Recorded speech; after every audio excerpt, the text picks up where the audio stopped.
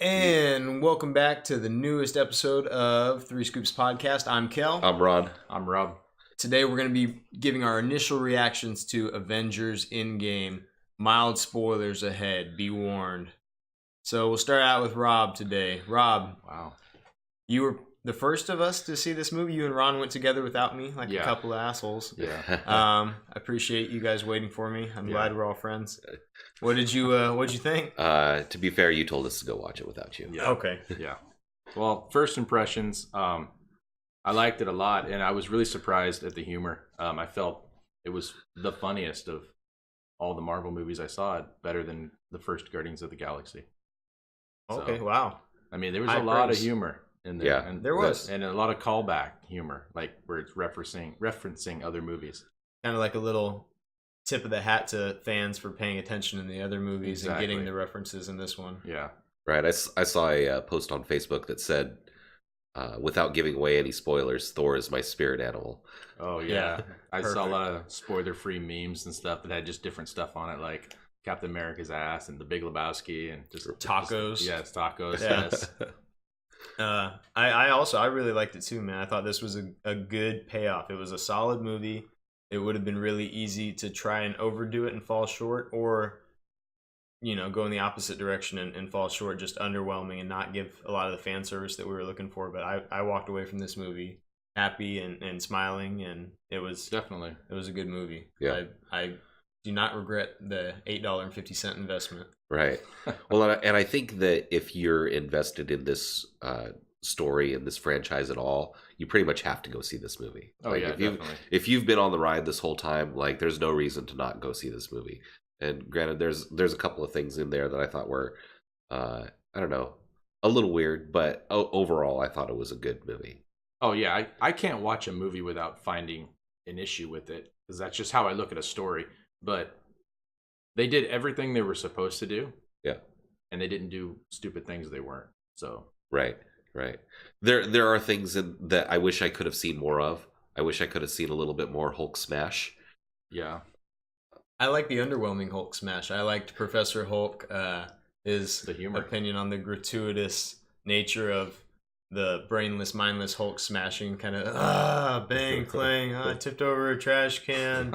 I thought it was great. I think they really walked that line between having emotional content for the people that have been investing in this franchise for 10 years, and also keeping it lighthearted enough to realize that, yeah, we are a comic book movie. Yeah. We're not trying so hard to be up our own ass with messages that it's taking something away from it. But that being said, there was some people in that theater that I did not want to share the theater with. There was like some 10 and 12 and 13-year-old little girls and boys in that movie theater that I appreciate the fact that they're there, that they're Marvel fans, that they're investing, and that especially for the next, series of events for Marvel.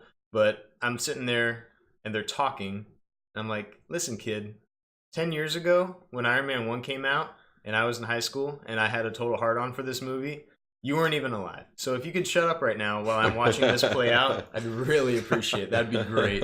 That would just be the best. You've come full circle. Right. I don't think our theater was that bad. No, we had a lot of older people, actually. There wasn't a whole lot of like young kids. Right, which was good, I thought. And I mean, there was cheering at appropriate times, Yeah. which was cool. I like that. Yeah. I like yeah, people yeah. getting All invested during the cheering show. was at the right times. Yeah. Right. Yeah. Well, it's hard because it's, that's where people go. That's the real cinematic experience. This was not just a movie. This was a cinematic experience. Right, This you're was a sharing it cultural with event. everybody Yeah. in there. Oh, definitely. Yeah, Yeah. this was bigger than a movie. And being in the theater and watching it is so much more gratifying than watching it at home on DVD, or if I had waited or pirated it on Right. my laptop or anything like that, because that's where you go to see a movie. You don't watch a movie on your phone, you don't watch a movie at home. You go to the cinema, and it was Yeah. a full cinematic production. Right. I know our showing was nearly full. Oh yeah, it was pretty packed. And I gotta say though, I'm not a fan of 3D. Right. And Did you guys see it in 3D? Yeah. So Yeah. it I had to overlook that the whole time when I'm watching the movie, because I just feel it's gimmicky when I'm watching it and stuff. To be honest, I do want to see it not in 3D. Right. You know what? I felt that this movie wasn't really serviced at all by the addition of 3D. There wasn't I a lot completely of forgot issues. that it was even in it. No, but when I would remember every once in a while, I'd see that weird stereoscopic vision that it does, and I'm like, it just like it would jar me out of the movie. Yeah. Like I'm like, oh yeah, I'm in a theater watching this thing with 3D with stupid glasses on my head. Right. I have such poor eyesight, I can't do the 3D because then I have to put the 3D glasses over my glasses. Yeah. I don't do contacts. We did it for time slot because we didn't want to wait to the 8 o'clock because of how long the movie was. Right. I didn't think there was anything that the movie lacked that 3D. I mean, it sounds like we kind of agree on that point that I don't think watching it in 3D would have given this movie anything extra that I didn't receive from it just watching it in 2 dimensions. I mean, a few minutes in, I pretty much forgot that the 3D was even there. So it's like that to me is the feeling of the 3D being pointless. Exactly. You know, when I'm watching a movie in 3D, I want it to I want to feel like I'm watching it in 3D the whole time, you know, and not necessarily that I want stuff thrown in my face, but just that effect of, you know, there's that different spatial planes. Yeah, the stereoscopic effect where like it feels like there's Well, it's hard too when layers. you're not watching it in IMAX. I remember I saw Avatar in IMAX down in Eureka, and I had the glasses on, and I remember there were scenes that stood out, like the scenes where we're looking out over the jungle, or we're up underneath the life where tree. you're in the branches and exactly, or when the ash falls down from the tree burning, and you're like looking at it fall in your hand. You know what I mean? I didn't feel like there was any scenes that I can remember having seen in 2D that would have been serviced from that. That was a movie vision. Made for 3D when this new 3D wave started coming out. I mean, obviously 3D has been around since probably the 50s or whenever they started making the movies in 3D, but when it came back, like Avatar was like that signature, like this. Was there 3D in the 50s? Oh yeah, buddy. Really? Yeah. And dude, there was 3Ds. Rebel Without a Cause in 3 dimensions. Civil War era.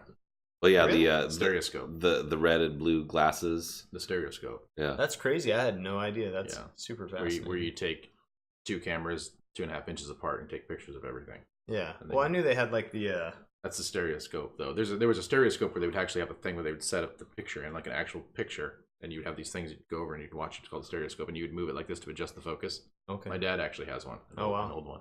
But anyways, getting back to it, Avatar was made for that. Where this movie was just like they just added it because like it's like, oh, we can charge a little bit more and say it's 3D. Yeah. I mean, I'm sure a lot goes into them making it in 3D, but to me, it wasn't well. Some of these movies are done. The 3D effect is done in the post production. Yes. And some of the movies are shot with cameras in 3D. Yes. Right. No. And I think that's something that you could probably tell. And I feel like this 3D effect seemed to me like it was done in post. Well, so much of it was computer generated imaging too. I mean, that's probably something that you would do in post. I don't see why you would ever shoot a computer generated movie, and it doesn't really make sense. Okay, so let's move on to grading. Okay. Wrong. Okay, so there were some things in story wise that like kind of I felt like I wanted to kind of pick at, and so that for me brought the overall my rating down. And so although I felt it was a good movie, I do feel like I was disappointed in some aspects. And so I'm probably going to give this one about an 8. That's where it sits for me right now, is about an 8. It's like a B. Like a B, okay. Yeah. What were some of your likes, dislikes? Okay, so without going too much into spoilers, I definitely I liked Thor. Okay, I liked Captain America. I liked Iron Man.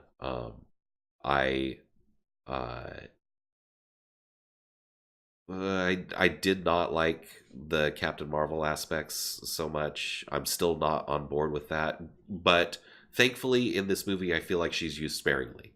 Yes. But I'm not going to say that I completely disliked her entirely, because there were some aspects that they used with her that I did like. I liked that they did. If you recall back in our previous podcast where I said, I hope they use her just for what she's needed and they don't overuse her. And I felt that's kind of what they did. Yeah. Like they really just used her when Thanos was, raining fire on the battlefield, and she showed up and destroyed the ship, which we've already seen her do. And it wasn't like she was taking over the whole battle. Pre-established power set being shown to be consistent. Yep. Yeah. Right. I agree. So, Anyway, that and kind of nitpicks here and there for me just dropped my overall score down. But I'll elaborate on those details Yes. at a later time. Okay. Rob, what'd you give? What's your score? I lean between, depending on what day it is, an 8 or a 9. So you can call it an 8.5. I'm leaning more towards 9 now. If you're feeling generous. I'm leaning more towards 9 because it really did everything I wanted it to do. Before I saw the movie, I wanted everything to have I wanted the stories to feel complete, and I felt they did a really good job at wrapping up their stories, Tying up those Yes. loose ends. So it did everything it was supposed to do. That's why I lean more towards 9. Any big letdowns for you? The Black Widow death. I felt if they were going to do that, they should have built it up better in previous movies. I felt like that wasn't really plotted out early. That was just sort of like, oh, we got to kill somebody for this Soul Stone. Somebody's that loves Yeah. quote unquote. And I think it was almost too convenient the way, because the way it almost seemed like they did, they just sort of like randomly like, okay, you get this stone, you get that stone, you get that stone. It just happens to be that those two went to get the Soul How Stone. convenient. And they didn't know that you had to sacrifice one of them to get it. Yeah. You know what I mean? It was just, I didn't like it. Yeah. So that part, It did. that was my main, was like, shoehorned in there. yeah, I mean, obviously there was some time travel plot holes, but I expect those every time. As you see any time travel Well, yeah, movie, it's just, suspension of disbelief exactly. with certain yeah, things. it wasn't glaring. Like it was just like, yeah, they're doing time travel. Yeah, they're doing this. Yeah, fine. Yeah. Well, it's hard to time travel is such a big. It can be an ex machina or it can be a MacGuffin. I mean, it's so volatile, and it can be done poorly or it can be done with some really cool tact sometimes, depending on it. And I think they walked that And line. I think they again. sort I of, think they kind of tiptoed on it. What do you call that? Hang a lantern on it. They sort of like showcase the fact that it's kind of a goofy thing to do, and they made fun of it themselves by referencing all the movies, Back to the and Future stuff. references, and so which I like. Time Machine references. Yeah, a little tongue in cheek, little self deprecation. Mm-hmm. Yeah. And it was the appropriate amount of humor. And anyone who's ever been in like a critical type situation and knows people they make jokes about things a lot. And that's what I liked about it. It felt more real.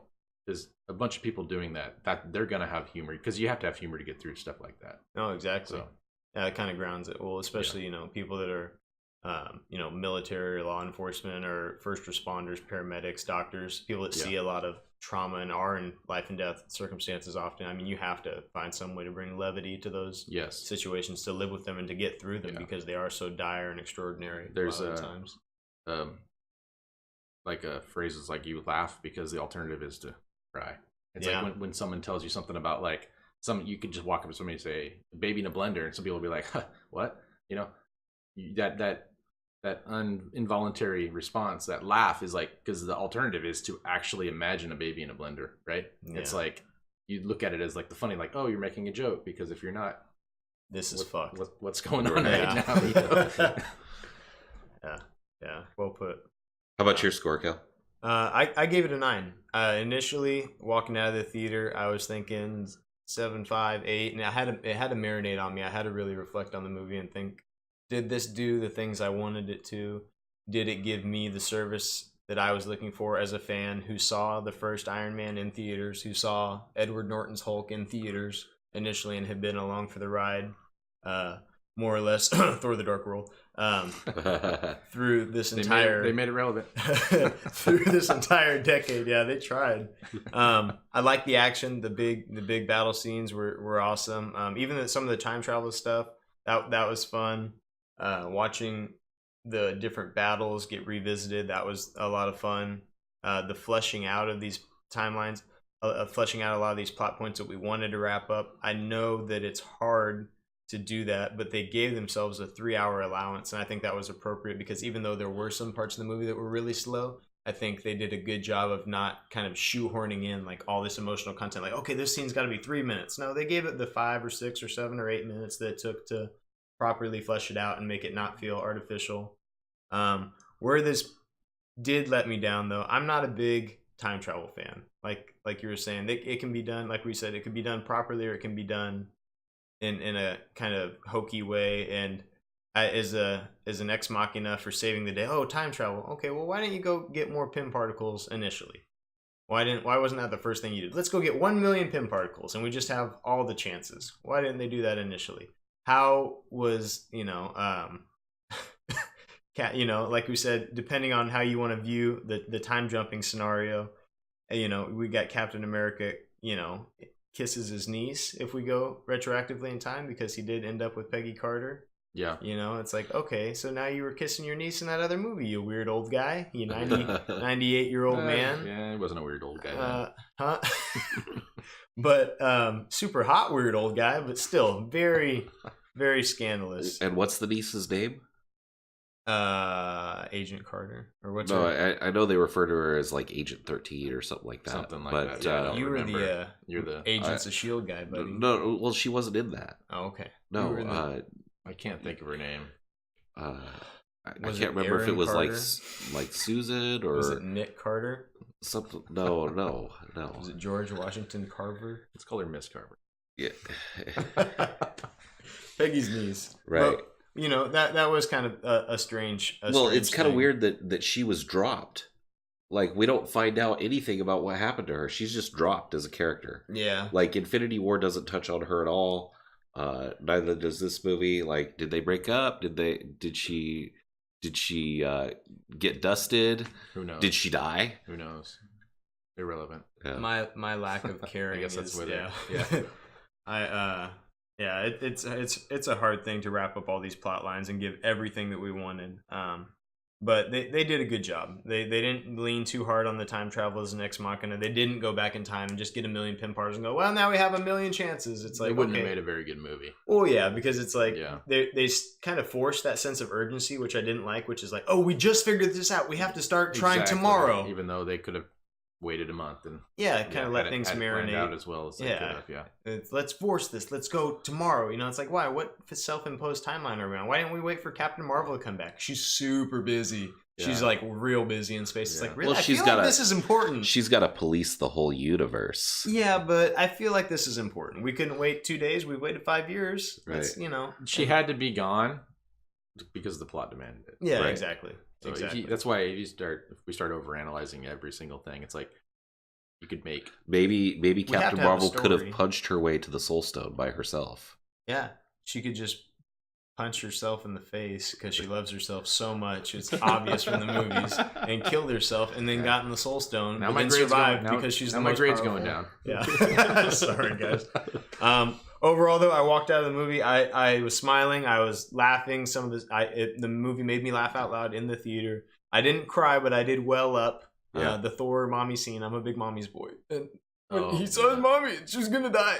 I don't want to talk about it. But it was good. There's Which is emotional why it's content important there. to watch Thor: The Dark World. Yeah, buddy, it is. But Yeah, they made it relevant. yeah, it was a good movie. Like I said, 9 out of 10. Rob, same 9 out of 10. Ron, you gave it I 8. stand at my 8. Okay. Yeah, to be honest, I feel like Infinity War is the stronger movie. I enjoyed that one more. Yeah. This was definitely one we talked about rewatchability. This is one I could rewatch probably more than a few times if See, I had 3 hours of free time. I don't necessarily feel that way. I feel like I could rewatch Infinity War multiple times. This one, maybe not as. I mean, I'll probably rewatch it again at some point, but not anytime soon. I feel like I'm good. I got the whole story out of that. I saw everything I wanted to see. I think there's a lot of stuff though that can be missed the first go around. I'm always a guy that likes to go back and rewatch for That Easter is eggs true. and stuff That like is true. that. That's There's- fair. There might Yeah. be stuff that you missed that could make the movie Right. rise in your grading scale. Yeah. So, So and we're getting the wrap it up signal from Rob here. We are. Okay. I think that pretty much touches on all the things. Final closing thoughts. well, I mean that pretty much sums up our reaction. I feel. I feel like I said everything I wanted to say about just my initial reaction without going too in depth. I think we all agree. We highly recommend going out. And seeing you pretty much Avengers have to Infinity see War. this movie See if it you're while it's invested in in this. theaters. To me, I mean, if you're not along the ride for MCU in general, then there's no reason to go see this movie. But if you are, it's a must see. even though it's titled Endgame, it really is Infinity War Part 2. Yeah. So it's honestly, it's like a hanging modifier. You watch the first one, you got to watch the second one, Right. Because you don't end on a happy note. You gotta fulfill it. Right. So, And even if you haven't seen the other 16 movies, I think this is a good, jumping in point. If you're gonna start watching the movies, moving forward. I mean, maybe watch Infinity War and then watch Endgame, but I think you could come into this movie and have a good basis for what's to come. You could in the Marvel Cinematic Universe. Right. So once again, thanks for tuning in to Three Scoops Podcast. I'm Kel. I'm Ron. And I'm Rob. Make sure to click like and make sure to click like and subscribe. Click that notification bell for all the latest updates on our channel, and follow us on Facebook and Instagram at 3.scoops.707. And we will see you guys next time. And don't forget to leave us a comment, guys. We do read your comments, and we would like to know what you guys think would help make our channel better. Or video suggestions. Right. Thanks for watching. Thanks. Bye. Bye.